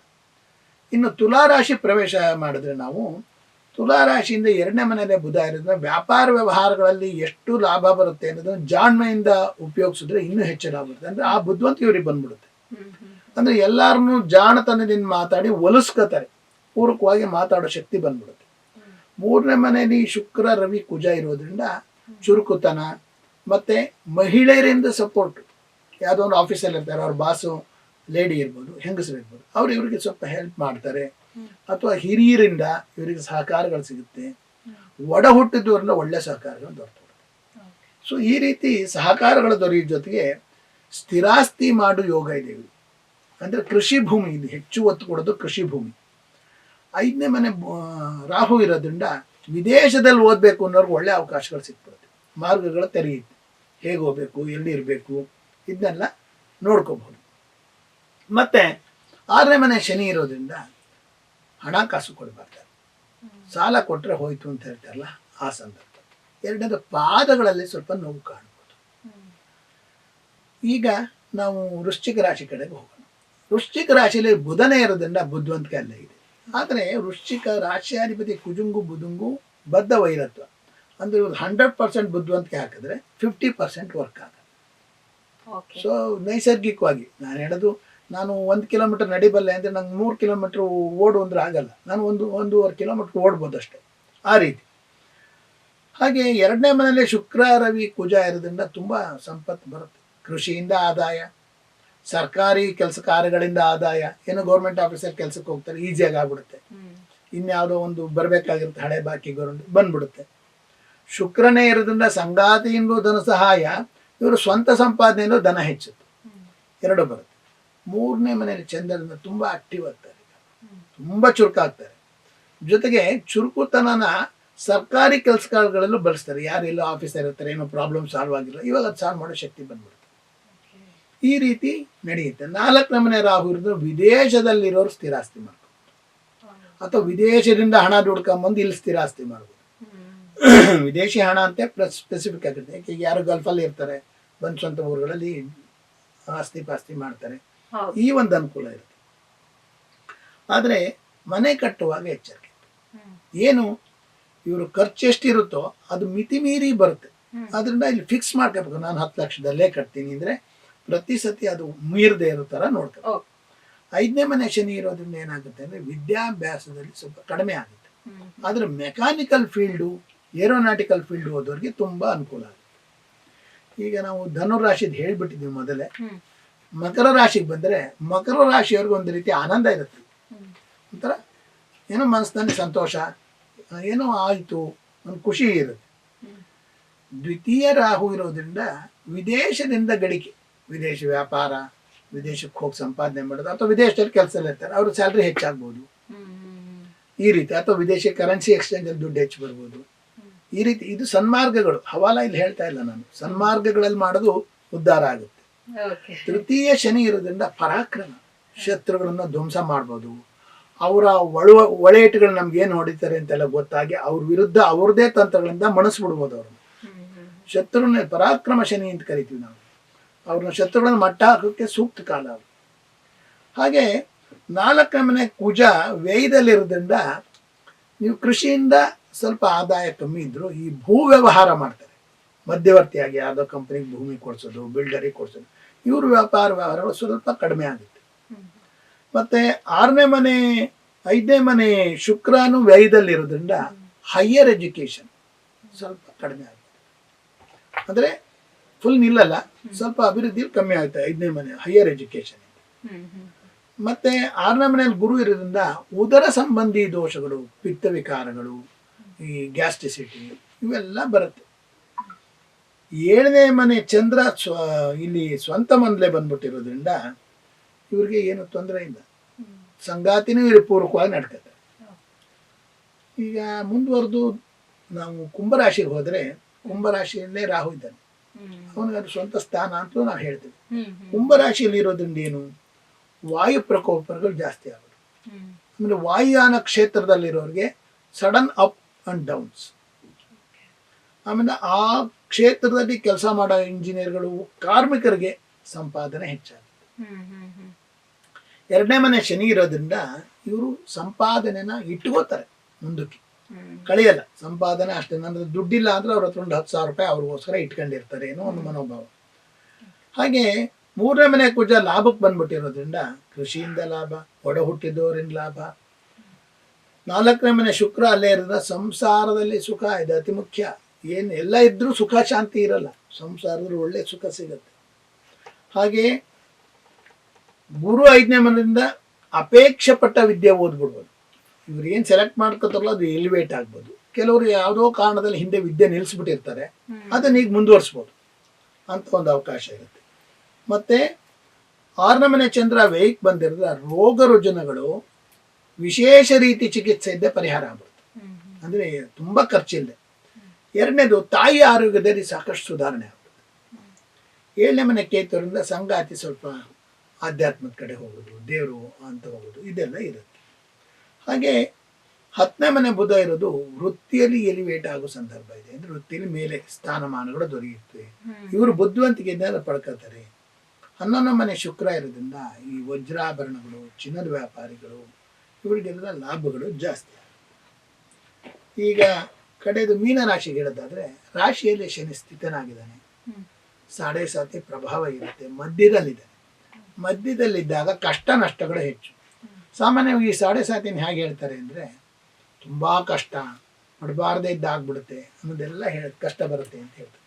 ಆದರೆ ನಾನು ಅನ್ಕೊಳ್ಳೋದೇನು ಅಂದರೆ, ನಿಮ್ಮ ಹತ್ರ ಹಣ ಇದ್ದಾಗ 10 ಜನ ಬಂದು ತಿನ್ಬೋದು, ಏನು ಇಲ್ಲದೆ ಇದ್ದಾಗ ನೆಂಟರ ಕಂಡ್ರೆ ಬೇಡಪ್ಪ ಅವ್ನು ಎದುರು ಬರ್ತಿದ್ದಾನೆ, ಏನಾರು ಸಾಲ ಕೇಳ್ಬಿಟ್ಟು ಅನ್ನೋದು ಸೈಡ್ಗೆ ಹೋಗ್ತಾರೆ. ಆ ಸಂದರ್ಭ ಇರೋದ್ರಿಂದ ನಿಮಗೆ ನಿಮ್ಮ ಜೀವನ ಝೀರೋ ಆದಾಗ ಹೇಗೆ ಜೀವನ ಮಾಡೋದು ಅಂತ ಕಲ್ಸ್ಕೊಡ್ತಾನೆ ಶನಿ, ಧರ್ಮಕರ್ಮ ಕಾರಕ ಅಂತ ಹೇಳ್ತೀವಿ. ಆವಾಗ ನಿಮಗೆ ನಿಜವಾದ ಸ್ನೇಹಿತರು ಯಾರು, ಬೂಟಾಟಿಕೆ ಸ್ನೇಹಿತರು ಯಾರು ಅಂತ ಗೊತ್ತಾಗುತ್ತೆ. ನಿಮಗೆ ಸೂಕ್ತವಾಗಿ ಸಹಾಯ ಮಾಡೋದು ಮಾತ್ರ ಕೊಡ್ತಾನೆ ಶನಿ. ಹಾಗಾಗಿ ನಿಮ್ಮ ಜೀವನವನ್ನ ಪ್ಲಾನ್ ಮಾಡ್ಕೊ. 7.5 ಕೆಲವರು ಬಹಳ ನೆಗೆಟಿವ್ ಆಗಿ ವಿಶ್ಲೇಷಣೆ ಮಾಡ್ತಾರೆ. ನಾನು ಹೇಳೋದು, ನಿಮ್ಮ ಜೀವನ ರೂಪಿಸ್ಕೊಳ್ಕೊಂಡ ಕಾಲ, ನೀವು ಹೇಗಿದ್ದು ಹೇಗಾದ್ರಿ ಮತ್ತೆ ಹೇಗಿರ್ಬೇಕು ಅನ್ನೋದನ್ನ ನೀವೇ ತೀರ್ಮಾನ ತಗೊಂಡು ಜೀವನವನ್ನು ಅಭಿವೃದ್ಧಿ ಮಾಡ್ಕೊಂಡು, ಹಾಗೆ ಇದರಲ್ಲಿ ನಿಮ್ಗೆ ವೃತ್ತಿ ಸಿಗತ್ತೆ, ಮತ್ತೆ ಅಭಿವೃದ್ಧಿ ಆಗತ್ತೆ. ಇದು ನಿಮಗೆ ಗೋಚರ ಆಗಲ್ಲ, ಇವಾಗ ಆರಂಭ ಆಗುತ್ತೆ, ಮುಂದಕ್ಕೆ ಶನಿ ವ್ಯಯಕ್ಕೆ ಬಂದಾಗ, ಅಂದ್ರೆ ದ್ವಿತೀಯಕ್ಕೆ ಬಂದಾಗ, ಕಡೆ ಭಾಗ 7.5 ಬಂದಾಗ ಒಳ್ಳೆ ಫಲಗಳು ಕೊಡ್ತಾರೆ. ಹಾಗೆ ಗುರು 4ನೇ ಮನೆಯಿಂದ ನಿಮ್ಮ ಸ್ಥಿರಾಸ್ತಿ ಖಂಡಿತ ಆಗುತ್ತೆ. 7ನೇ ಮನೆ ಬುಧ ಭಾಗ್ಯದಲ್ಲಿರೋದ್ರಿಂದ ಸಂಗಾತಿ ಕಡೆಯಿಂದ ಸಹಾಯಗಳು ದೊರೆಯುತ್ತೆ. ಹಾಗೆ 11ನೇ ಮನೆಯಲ್ಲಿ ಶುಕ್ರ ರವಿ ಇರೋದ್ರಿಂದ ಸರ್ಕಾರದಿಂದ ಲಾಭ, ಆಭರಣಗಳು ದೊರೀಬೋದು ನಿಮ್ಗೆ ಯಾರ್ದಾರು ಹಿರಿಯರದು, ಚಿನ್ನಾಭರಣ ವ್ಯಾಪಾರ ಮಾಡೋರಿಗೆ ಲಾಭ, ಇವೆಲ್ಲ ಇರ್ತದೆ. 11ನೇ ಮನೆ ಚಂದ್ರ ಮಾತ್ರ ಸರ್ಕಾರಿ ಕೆಲಸಕ್ಕೆ ಅಪ್ಲೈ ಮಾಡ್ತಿರೋರಿಗೆ ಹೆಚ್ಚು ಅನುಕೂಲ ಕೊಡ್ತಾನೆ. ಮತ್ತೆ ಈ ಹಾಲಿನ ಉತ್ಪನ್ನಗಳನ್ನು ಮಾರಾಟ ಮಾಡೋದು, ಪಶುಸಂಗೋಪನೆ ಮಾಡೋದು ತುಂಬಾ ಅಭಿವೃದ್ಧಿ ಕೊಡ್ತಾನೆ. ಇದು ಕ್ಲುಪ್ತವಾಗಿ 12 ರಾಶಿಗಳ ಮೇಲೆ ಆಗೋ ಒಂದು ಪ್ರಭಾವವನ್ನ ತಿಳಿಸಿದ್ದೇನೆ. ಧನ್ಯವಾದಗಳು ಗುರುಗಳೇ. ಈಗ ಈ ಧನುರ್ಮಾಸದಲ್ಲಿ ಏನೇನ್ ದಾನ ನೀಡಿದ್ರೆ ಒಳ್ಳೇದು ಅಂತ ಹೇಳಿ ಕೊನೆಯ ಪ್ರಶ್ನೆನ ಕೇಳ್ತಾ ಇದ್ದೀನಿ. ಧನುರ್ಮಾಸದಲ್ಲಿ ದಾನದ ಬಗ್ಗೆ ಬಂದ್ರೆ, ಧನುರ್ಮಾಸದಲ್ಲಿ ದಾನ ಅಂದ್ರೆ ಈ ದಾನ ಯಾಕೆ ಮಾಡ್ತೀವಿ ನಾವು? ನಮ್ಮ ಪಾಪನಾಶ, ಮನಃಶುದ್ಧಿ, ಐಶ್ವರ್ಯ ವೃದ್ಧಿ, ಆರೋಗ್ಯ ಸುಧಾರಣೆ, ಕುಟುಂಬ ಶಾಂತಿ. ಅಂದ್ರೆ ನಾವು ಏನು ಅಂದ್ರೆ ನಾವು ಮನುಷ್ಯರು, ನಾವು ಏನೋ ಮಾಡ್ಬೇಕು ಅಂದ್ರೆ ಅದಕ್ಕೆ ನಮ್ಗೆ ಏನು ಒಳ್ಳೇದಾಗುತ್ತೆ ಅನ್ನೋ ಫಸ್ಟ್ ನೋಡ್ತೀವಿ. ಇದು ಒಂದು ಬರುತ್ತೆ. ಈ ಧನುರ್ಮಾಸದಲ್ಲಿ ದಾನಗಳನ್ನ ಮಾಡಿದಾಗ ವಿಶೇಷವಾಗಿ ಅನ್ನದಾನಕ್ಕೆ ಪ್ರಾಮುಖ್ಯತೆ. ಹಾಗಾಗಿ ನೋಡಿ, ನಾವು ಪೊಂಗಲಲ್ಲಿ ಅನ್ನ ಸೇರಿಸಿ ಎಲ್ಲರೂ ಹಂಚು, ಅಕ್ಕಿ ಸೇರಿ ಅನ್ನದಾನ ಮಾಡಿದ್ರೆ ಅಕ್ಷಯ ಫಲ ಕೊಡುತ್ತೆ ಅಂತ ಹೇಳಿ, ದಾರಿದ್ರ್ಯ ನಿವಾರಣೆ ಮಾಡುತ್ತೆ ಅಂತ ಹೇಳಿ, ಕುಟುಂಬ ಕಲಹಗಳನ್ನ ಕಮ್ಮಿ ಮಾಡುತ್ತೆ ಅಂತ ಹೇಳಿ. ಅದಕ್ಕೋಸ್ಕರ ಪೊಂಗಲಲ್ಲಿ ಈ ಅನ್ನವನ್ನು ಸೇರಿಸಿದ್ರು. ಅನ್ನ ಬ್ರಹ್ಮ ಅಂತ ಕರಿತೀವಿ. ಅಂದ್ರೆ ಈ ದೇಹಕ್ಕೆ ಶಕ್ತಿ ಕೊಡುವ ಒಂದು ಸಾಧನ ಅಂತ ಕರಿತೀವಿ. ಹಾಗೆ ಈ ದಾನಗಳನ್ನ ಮಾಡೋದ್ರಿಂದ ಧನ ಸಂಪತ್ತು ವೃದ್ಧಿ ಆಗುತ್ತೆ, ಸಾಲದ ಸಮಸ್ಯೆ ಇದ್ದ ನಿವಾರಣೆ ಆಗುತ್ತೆ, ವ್ಯಾಪಾರ ವ್ಯವಹಾರಗಳಲ್ಲಿ ಅಭಿವೃದ್ಧಿ ಆಗುತ್ತೆ, ಗೃಹ ಶಾಂತಿ ಸಿಗುತ್ತೆ. ಇವಿಷ್ಟು ಈ ದಾನಗಳಿಂದ ಸಿಗು ಫಲಗಳ. ಒಂದು ವಿಚಾರನ ಇಲ್ಲಿ ಹೇಳ್ತೇನೆ. ಕಂಕಣ ಭಾಗ್ಯ ಈ ಮಾಸದಲ್ಲಿ ಹೆಚ್ಚು ಜನ ಕೂಡು ಬರುತ್ತೆ. ಕಂಕಣ ಮದುವೆ ಮಾಡಬಾರದು, ಕಂಕಣ ಭಾಗ್ಯ ಕೂಡು ಬರುತ್ತೆ. ಉದ್ಯೋಗದಲ್ಲಿರೋ ಅಡೆತಡೆಗಳು ಹೋಗುತ್ತೆ. ಇದಕ್ಕೆ ಏನ್ ಪರಿಹಾರ ಮಾಡ್ಕೋಬೇಕು? ಅದಕ್ಕೆ ನಾವು ಬೆಳಗಾಗೆದ್ದು ಧರ್ಮ ದೇವ್ರಿಗೆ, ಯಾರಿಗೆ ಕಂಕಣ ಭಾಗ್ಯ ಒದಗಿಲ್ಲ ಅವರು ಅವರ ವೈಯಕ್ತಿಕ ಜಾತಗಳನ್ನು ಪರೀಕ್ಷೆ ಮಾಡ್ಕೊಳ್ಳೋದು ಒಳ್ಳೇದು. ಅರಳಿ ಮರ ಸುತ್ತದು, ದಂಪತಿ ದೇವರುಗಳು ಈಶ್ವರ ಪಾರ್ವತಿ, ಲಕ್ಷ್ಮೀ ನಾರಾಯಣ, ಇಂತಹ ದೇವರುಗಳ ಪ್ರಾರ್ಥನೆ ಪ್ರದಕ್ಷಿಣೆ ಮಾಡೋದು, ಇದು ಕಂಕಣ ಭಾಗ್ಯಕ್ಕೆ ಇರ್ಬೋದು. ಉದ್ಯೋಗದಲ್ಲಿ ಅಡೆತಡೆ ಇದೆ ಅಥವಾ ಉದ್ಯೋಗ ಸಿಕ್ಕಿಲ್ಲ, ಇವರೇನ್ ಮಾಡ್ಬೇಕು? ಶನೇಶ್ಚರ, ಎಲ್ಲ ಶನಿ ದೇವರು ಅಂತಾರೆ ಅನ್ಬಾರ್ದು. ಶನೈಶ್ಚರ ಅಥವಾ ಶನೇಶ್ಚರ, ಶಮ್ಮಿತಿ ಚರಹ ಅಂದ್ರೆ ನಮ್ಮ ಇರ್ತಕ್ಕಂಥ ಅವನ ಅವಕೃಪೆಗಳು ದೂರ ಆಗಲಿ ಅಂತ ಅದನ್ನ ಧ್ಯಾನ ಮಾಡಬೇಕು. ಹಾಗೆ ನಿಮ್ಮ ಜಾತಕದಲ್ಲಿ ವೃತ್ತಿಕಾರಕ ಅಂತ ಹೋಗಿರ್ತಾನೆ, ನಿಮ್ಗೆ ಕೆಲಸ ಕೊಡೋನು, ಆ ದೇವ್ರನ್ನ ಧ್ಯಾನ ಮಾಡಿದ್ರೆ ಉದ್ಯೋಗದಲ್ಲಿ ಅಭಿವೃದ್ಧಿ ಇರುತ್ತೆ. ಇದನ್ನ ತಿಳಿಸ್ಬೇಕು ಅಂತಿದ್ದೆ, ಈಗ ತಿಳಿಸಿದ್ದೀನಿ. ಮುಖ್ಯವಾಗಿ ಈ BB ನ್ಯೂಸ್ ಚಾನಲ್ಗೆ ನನ್ನನ್ನು ಕರೆದು ಈ ಒಂದು ವಿಚಾರ ತಿಳಿಸ್ಲಿಕ್ಕೆ ಪ್ರಯತ್ನ ಪಟ್ಟಿದ್ದೀರಾ. ನನ್ನ ಜ್ಞಾನದಲ್ಲಿ ಏನಿತ್ತು ಆ ವಿಚಾರವನ್ನು ನಿಮ್ಮ ಮುಂದೆ ಇಟ್ಟಿದ್ದೀನಿ. ಇದನ್ನೆಲ್ಲ ಕೇಳುವ ನೋಡುವ ವೀಕ್ಷಕರಿಗೆ ವಿಶೇಷವಾಗಿ ಧನ್ಯವಾದವನ್ನು ಹೇಳ್ತೇನೆ. ಹಾಗೆ ನೀವು ಕೂಡ ಈ BB ನ್ಯೂಸನ್ನು ನೋಡ್ತಾ ಅದಕ್ಕೆ ಸಬ್ಸ್ಕ್ರೈಬ್ ಆಗಿ, ಅಂದರೆ ನೀವು ಅದಕ್ಕೆ ಆ ಚಾನಲನ್ನು ಬಳಸ್ಕೊಂಡು ನಿಮ್ಮ ವಿಚಾರಗಳನ್ನು, ಅದರಲ್ಲಿ ಇನ್ನೂ ಬೇರೆ ಬೇರೆ ವಿಚಾರಗಳನ್ನು ತಿಳ್ಕೊಂಡು ನಿಮಗೂ ಅಭಿವೃದ್ಧಿ ಆಗಲಿ, ಹಾಗೆ ಈ ಸಂಸ್ಥೆನೂ ಬೆಳೀಲಿ, ಎಲ್ಲರಿಗೂ ಜಗತ್ತಲ್ಲಿ ಒಳ್ಳೇದಾಗಲಿ ಅಂತ ಕೇಳ್ತಾ ಈ ವಿಚಾರವನ್ನು ಇಲ್ಲಿಗೆ ಮುಕ್ತಾಯ ಮಾಡೋಣ. ಧನ್ಯವಾದಗಳು ಗುರುಗಳೇ. ಇಷ್ಟೊತ್ತು ಬಂದು ಧನುರ್ಮಾಸದ ಕುರಿತಾಗಿರುವಂತ ಬಹಳಷ್ಟು ವಿಚಾರ ನಮ್ಗೆ ಗೊತ್ತಿರ್ಲಿಲ್ಲ, ಜೊತೆಗೆ ವೀಕ್ಷಕರಿಗೂ ಕೆಲವೊಂದಷ್ಟು ವಿಚಾರಗಳು ಗೊತ್ತಿರಲ್ಲ, ಅದೆಲ್ಲವೂ ಕೂಡ ಹೇಳ್ಕೊಟ್ರಿ. ಇನ್ನು 12 ರಾಶಿಗಳ ಮೇಲೆ ಬೀರುವಂತಹ ಪರಿಣಾಮ ಅದ್ರ ಬಗ್ಗೆ ಬಹಳ ವಿವರವಾಗಿ ಹೇಳಿದ್ರಿ, ವಿವರಿಸಿದ್ರಿ. ಧನ್ಯವಾದಗಳು ಗುರುಗಳೇ. ಧನ್ಯವಾದಮ್ಮ, ನಮಸ್ಕಾರ, ಎಲ್ಲರಿಗೂ ಶುಭವಾಗಿ. ನೋಡಿದ್ರಲ್ಲ ವೀಕ್ಷಕರೇ, ಇದಾಗಿತ್ತು ಈ ದಿನದ ವಿಶೇಷ ಕಾರ್ಯಕ್ರಮ. ನೈಜ ಹಾಗೂ ತಾಜಾ ಸುದ್ದಿ, ಪ್ರಾಮಾಣಿಕ ವರದಿ, ನಿಷ್ಠೂರ ವಿಶ್ಲೇಷಣೆಗಳಿಗಾಗಿ ಸದಾ ಗಮನಿಸಿ BB ನ್ಯೂಸ್ ಕನ್ನಡ. ಇದು ಕನ್ನಡಿಗರ ಪ್ರತಿಧ್ವನಿ.